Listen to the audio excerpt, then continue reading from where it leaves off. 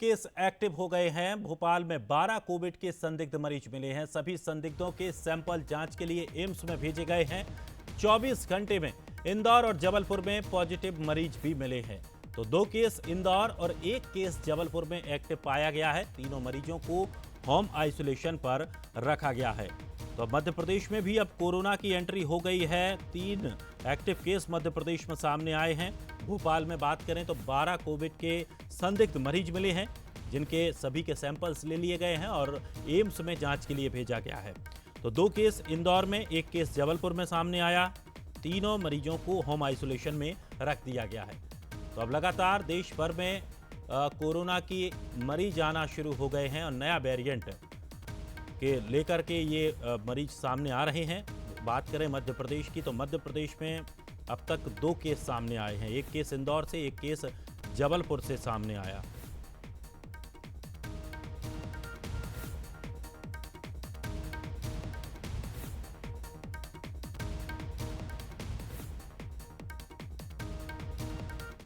तो वहीं छत्तीसगढ़ में भी कोरोना को लेकर प्रशासन अलर्ट पर है। स्वास्थ्य विभाग ने अलर्ट जारी किया है। सिम्स जिला अस्पताल, सामुदायिक स्वास्थ्य में निर्देश दे दिए गए हैं। प्राथमिक स्वास्थ्य केंद्रों और क्लिनिकों को भी अलर्ट कर दिया गया है।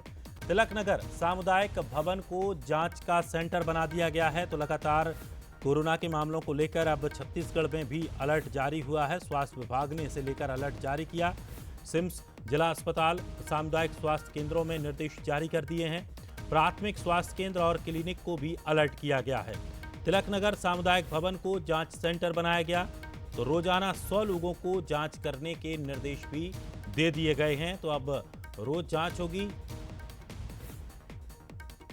और चलिए, हमारे सहयोगी भी हमारे साथ जुड़े हैं, हम जरा जानकारी भी ले लें मध्य प्रदेश और छत्तीसगढ़ में किस तरह की स्थितियां बनी हुई हैं। तो चलिए, सबसे पहले हम बात करते हैं भोपाल से। हमारे सहयोगी सूरज शर्मा हमारे साथ जुड़ गए हैं। हमारे साथ जबलपुर से भी हमारे सहयोगी जुड़े हैं, अमित सोनी, और हमारे साथ रायपुर से भी हमारे सहयोगी हमारे साथ बने हुए हैं, गौरव शुक्ला। तो सबसे पहले हम सूरज का रुख करते हैं। सूरज, कोरोना को लेकर पूरे देश में अब अलर्ट जारी कर दिया गया है, क्योंकि अब मामले निकलकर सामने आ रहे हैं। हालांकि WHO ने यह कहा है कि इससे ज्यादा खतरा नहीं है, लेकिन मास्क पहनना जरूरी है। भोपाल में क्या कुछ तैयारियां हैं? देखिए, बिल्कुल खासतौर से केंद्र सरकार के अलर्ट के बाद मध्य प्रदेश सरकार भी अलर्ट मोड पर है और तमाम अस्पतालों को निर्देश भी दिए गए हैं। ये चाक चौबंद व्यवस्था रखें। लोगों से भी ये आग्रह किया जा रहा है कि खासतौर से भीड़ भाड़ वाले इलाकों में वो ना जाएं, क्योंकि त्योहारी सीजन है। खासतौर से हम देखते हैं नए साल पर कई बड़े त्यौहार होते हैं, क्रिसमस या नए साल की जब पार्टीज होती हैं, जश्न मनाया जाता है। ऐसे में कहीं ना कहीं भीड़ भाड़ वाले स्थानों से बचना चाहिए और अस्पतालों में भी चाक चौबंद व्यवस्थाएं की गई हैं। साफ सफाई की जा रही है और सर्दी जुकाम के जो बड़े मरीज बढ़ रहे हैं उनकी भी साथ में जांच की जा रही है। इसके अलावा खासतौर से व्यवस्थाओं की बात करें तो देखिए, अभी ऑक्सीजन प्लांट आपको नजर आ रहा है, इनमें भी ट्रायल रन करके देखा जा रहा है, क्योंकि ये वो ऑक्सीजन है जो कोविड के समय संजीवनी बनी थी और हमने देखा था जिसकी कमी के चलते बहुत परेशानियां हुई थी। यही कारण है कि समय समय पर इनका भी ट्रायल किया जाता है, किस तरीके से ये अपने ऑपरेशन में है कि नहीं। और यही कारण है कि जेपी अस्पताल में भी ऑक्सीजन प्लांट आपको नजर आ रहा है, इसकी जो है वो जांच की जा रही है कि ये ऑपरेशनल है कि नहीं। इसके साथ ही बिस्तरों की बात करें तो खासतौर से डेडिकेटेड जो आईसीयू वार्ड हैं वो तैयार हैं कि नहीं, उसको लेकर व्यवस्थाएं की गई हैं।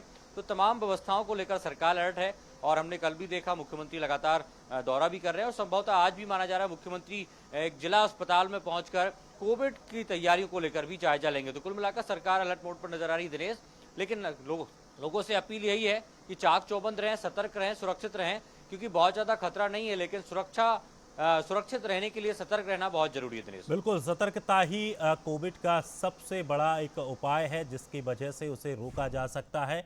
और लगातार इसे लेकर प्रयास भी अब लोगों को करना चाहिए, खास करके भीड़ भाड़ वाले इलाकों में जाने से उन्हें बचना चाहिए।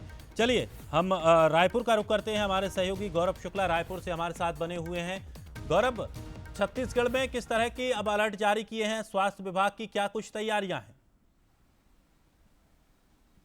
जी बिल्कुल दिनेश, देखिए जो पहले चरण के कोरोना के दौरान लापरवाही बरती गई थी और जो गलतियां स्वास्थ्य विभाग से हुई थी, अब उन गलतियों को कहीं भी फिर दोहराना नहीं चाह रही है स्वास्थ्य विभाग। जैसे ही केंद्रीय स्वास्थ्य मंत्रालय द्वारा अलर्ट जारी किया गया, उसके बाद छत्तीसगढ़ ने भी जो है पूरी तरीके से अलर्ट मोड पर आ गया है। जो जिम्मेदार है उन्होंने निर्देश जारी किया है कि तमाम स्वास्थ्य केंद्रों में जो है वो व्यवस्थाएं पूरी कर ली जाए और जो आरटीपीसीआर और एंटीजन का जो जांच होती है उससे पर तेजी लाया जाए, मतलब उसे और बढ़ाया जाए, ताकि किसी भी तरीके से जो मरीज आ रहे हैं, जो संभावित है, जिनको कोरोना का लक्षण दिख रहा है, वो जांच कराने पहुंचे और उनकी जांच रिपोर्ट तुरंत उन्हें मिल जाए। तमाम जगहों पर जो सरकारी हॉस्पिटल है वहां पर बेड के साथ ही साथ जो आईसीयू वार्ड है, उसके साथ जो ऑक्सीजन की उपलब्धता है, उसे भी एक बार फिर से सुचारू करने के निर्देश जो है वो स्वास्थ्य विभाग ने दिए हैं। यदि हम बिलासपुर की बात कर ले तो बिलासपुर में भी जो